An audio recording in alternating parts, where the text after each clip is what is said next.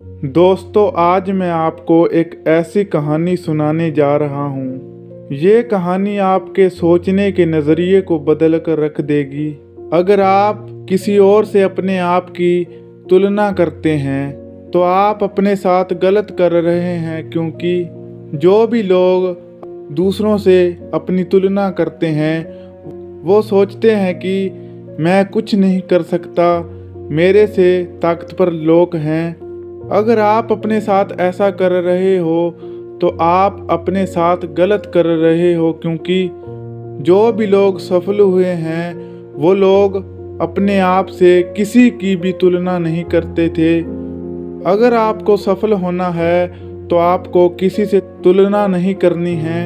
इसके लिए मैं एक कहानी लेकर आया हूँ। ये कहानी आपको बताएगी कि कंपैरिजन करना कितना बुरा काम है।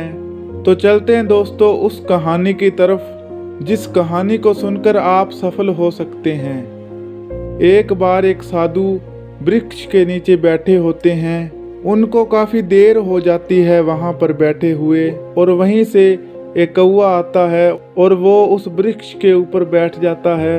वो रोने लगता है।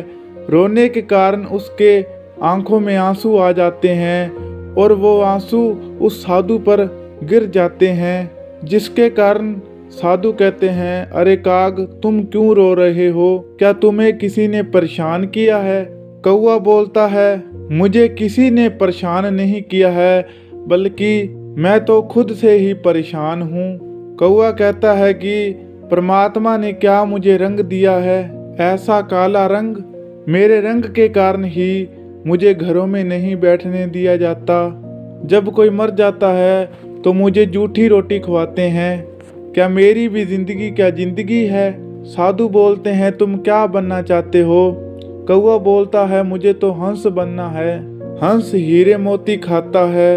हंस कितना सुंदर होता है और वो हर टाइम पानी के अंदर रहता है, जिसके कारण वो और सुंदर लगता है। साधु कहते हैं, चलो मैं तुम्हें हंस बना तो दूंगा, मगर मेरी एक शर्त है, हंस के पास तुम्हें मेरे साथ चलना होगा। कौवा बोलता है, ठीक है गुरुजी। वो दोनों हंस के पास जाते हैं। वो पूछते हैं कि हंस, तुम कितने सुंदर हो, तुम हीरे मोती खाते हो, तुम इतने पवित्र पानी में रहते हो, तुम्हारी तो बहुत सुंदर जिंदगी होगी। आगे से हंस जवाब देता है कि मेरी भी क्या जिंदगी है, मेरा एक ऐसा रंग जो मरने के बाद कफन के तौर पर इस्तेमाल किया जाता है।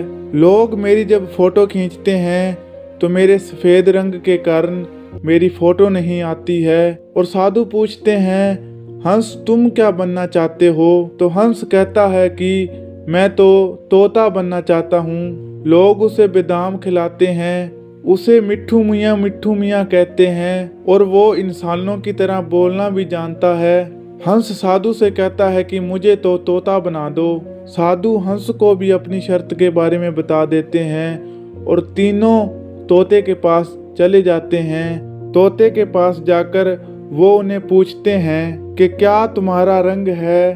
तुम्हें लोग मिट्ठू मियाँ कहते हैं, तुम्हें लोग बादाम खिलाते हैं, काजू खिलाते हैं और बहुत अच्छी अच्छी चीज़ें खिलाते हैं, और तुम इंसानों की तरह बोलना भी जानते हो।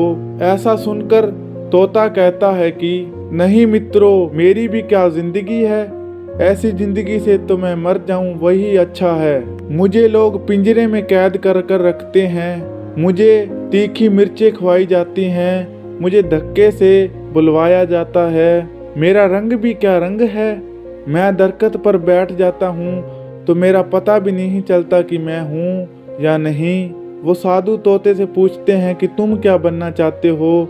वो तोता कहता है कि मैं तो मोर बनना चाहता हूँ। क्या मोर के बड़े बड़े पाँख, वो जब नाचता है तो उसकी दुनिया दीवानी हो जाती है। मोर को तो स्कूलों में भी पढ़ाया जाता है। साधु कहते हैं कि मैं तुम्हें मोर बना दूंगा, मगर मेरी एक शर्त है। वो शर्त तोते को बता देते हैं और तोता भी उन सभी के साथ मिलकर मोर के पास जाते हैं। मोर से मिलने के बाद मोर से कहते हैं कि मोर, क्या तुम्हारे पाँख हैं? क्या तुम्हारे नाचने के तरीके हैं? वो सभी मोर से पूछते हैं कि मोर, क्या तुम्हारे पाँख हैं? तुम जब नाचते हो तो दुनिया तुम्हारे नाच की दीवानी है, और तुम तो स्कूलों में भी पढ़े जाते हो। और मोर कहता है, मेरी भी क्या जिंदगी है, मुझे हर टाइम खतरा रहता है कि कोई शिकारी आकर मेरे पंख ना नोच कर ले जाए। और इतना कहने के बाद वो उनसे कहता है कि जरा धीरे बोलो, क्या तुम्हें किसी की आने की आहट नहीं हो रही है? वो सभी बोलते हैं कि हमें तो कुछ नहीं सुनाई दे रहा है। मोर कहता है, ये सुनो, ये कोई हमारे पास आ रहा है। वो देखते हैं, तभी एक शिकारी आकर उस मोर को मार देता है। उस मोर को मारकर उसके जिस्म से पंख नोचने लगता है, और इतनी बेरहमी से पंख नोचता है और वो पंख नोच कर ले जाता है। और साधु कौए को कहते हैं कि तुम्हें कोई पकड़ता है, तुम्हें कोई जबरदस्ती पिंजरे में डालता है, तुम्हारी क्या लोग फोटो खींचते हैं, तुमको क्या तीखी मिर्चें खवाई जाती हैं? कौआ कहता है कि मुझे कुछ नहीं करा जाता। तो साधु कहता है कि तुम क्यों बनना चाहते हो? कौआ समझ जाता है कि मेरा रंग, मेरा शरीर, मेरे पाँव, मेरी चोंच, मेरी हर चीज मेरे लिए महत्वपूर्ण है। और कौआ उस साधु से माफ़ी मांगता है और उड़ जाता है। अगर आपको इस कहानी में कुछ भी नॉलेज मिली हो तो हमको कमेंट करो, हमको सब्सक्राइब करो। आपके एक सब्सक्राइबर से हमको बहुत खुशी मिलती है, हमको और वीडियो बनाने के लिए मोटिवेशन मिलता है। ओके दोस्तों, हमारी ये वीडियो अच्छी लगी हो तो बताओ, चैनल को सब्सक्राइब करो, बेल आइकन दबाओ। आपका बहुत बहुत धन्यवाद हमारी वीडियो देखने के लिए।